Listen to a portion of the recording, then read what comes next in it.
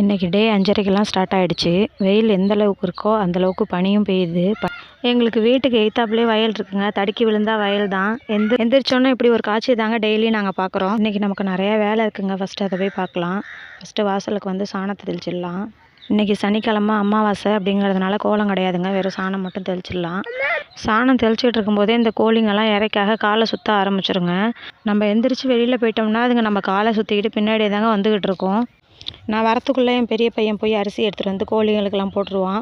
கோழிகளுக்கு தனியாக போடுவான். அப்புறம் சின்ன குஞ்சு கோழிகள் இருக்குது, அதுக்கு தனியாக போடுவான். நம்ம சொல்லிட்டோம்னா தட்ட மாட்டாங்க. நம்ம சொல்கிறத நல்லா கேட்பான்.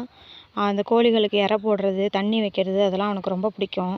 கோழி அரிசி திங்கும் பார்த்துருக்கீங்க. நாய்க்குட்டி அரிசி தின்னு பார்த்துருக்கீங்களா? ஏதோ அதுங்களுக்கு மட்டும் கொடுக்குறாங்களேன்னு எதுவும் வந்து அதுங்கள்ட்ட கொத்து வாங்கிக்கிட்டு அந்த அரிசி தின்னுக்கிட்டு இருக்கு. இது வந்து சின்ன குஞ்சுங்களுக்கு உள்ள தீனி தனியாக இருக்கும். இன்றைக்கி சனிக்கிழமை அமாவாசைன்னு சொன்னேன் இல்லையா? இங்கே வந்து ஆஞ்சநேயர் கோயில் ஃபேமஸ்ங்க. அனந்தமங்கலம் ஆஞ்சநேயர் கோயில் நிறைய பேருக்கு தெரிஞ்சிருக்கும். நம்ம வீட்டிலேருந்து பக்கம் தான். அதுக்கு தான் அடுத்தது கிளம்ப போகிறோங்க. நம்ம தான் 6:30 மணிக்கே போகிறோமே, நம்ம தான் சீக்கிரம் போகிறோம். கோயிலில் கூட்டம் இருக்காது. சரி சீக்கிரம் சாமி கும்பிட்டு வந்துடலான்னு பார்த்தா, நாங்கள் கோயிலுக்குள்ளே போகும்போது கரெக்டாக ஒரு 7:15 இருக்குங்க. நாங்கள் திரும்பி வரும்போது மணி 9. கோயிலில் செம கூட்டம். ஆனால் தரிசனம் நல்லா பார்த்தோங்க. பொறுமையாக சாமி கும்பிட்டாலும் நல்லா சாமி கும்பிட்டுட்டு வந்தோம். வீட்டுக்கு வரத்துக்கு மணி 9 தாண்டிடுச்சு.